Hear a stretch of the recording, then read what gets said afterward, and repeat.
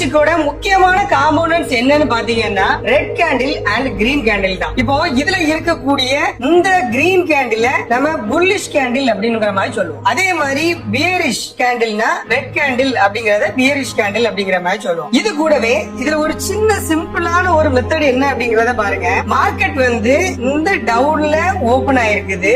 Open ஆகி ஒரு high லெவலுக்கு அந்த மார்க்கெட் போயிட்டு மறுபடியும் ஒரு லோ லெவலுக்கு கீழே வந்துட்டு இந்த க்ளோசிங் பிரைஸ் அதாவது இந்த இடத்துல க்ளோஸ் ஆயிருக்கு. இப்போ இதோட ஒரு தெளிவான விளக்கம் என்ன அப்படின்னு பாத்தீங்கன்னா மார்க்கெட் வந்து இதுல ஸ்டார்ட் ஆகி எங்கெல்லாம் டிராவல் ஆயிருக்குதோ அதெல்லாம் நாம தெரிஞ்சுக்கணும் அப்படிங்கிற ஒரு கான்செப்ட்ல இருக்கிறது தான் இந்த ஒரு கோடு. அதுதான் நாம என்ன சொல்லுவோம்னா விக்னு சொல்லுவோம். இது வந்து மேலேயும் இருக்கு கீழேயும் இருக்கு. அது வந்து மார்க்கெட் டிராவல் ஆன ஏரியா அவ்வளவுதான். மத்தபடி எங்க ஓபன் ஆகி எங்க க்ளோஸ் ஆயிருக்குதோ அதுதான் மார்க்கெட்டோட ஓபனிங் அண்ட் க்ளோஸ். அத வந்து நாம பாடின்னு சொல்லுவோம். இதே சேம் கான்செப்ட் தான் இது இந்த பியரிஷ் கேண்டிலுக்கும். எப்படி நம்ம பார்த்தோம்னா மார்க்கெட் ஓபன் ஆயிருக்கிறது மேல ஓபன் ஆயிருக்குது, கீழே ஒரு ஹை லோ வரைக்கும் கீழே வந்துட்டு ஒரு நல்ல ஒரு லெவலுக்கு கீழே வந்துட்டு மறுபடியும் ஒரு ஹை லெவலுக்கு அது மேல போயிட்டு மறுபடியும் ஒரு ரேஞ்சிங்கான லெவல்ல ஒரு க்ளோஸ் வச்சிருக்கு. இப்போ இதுக்கு இடப்பட்ட ரேஞ்ச்ல இருக்கக்கூடியதான் நம்ம பாடி அப்படிங்கிற மாதிரி சொல்லுவோம். Opening price and closing price. இந்த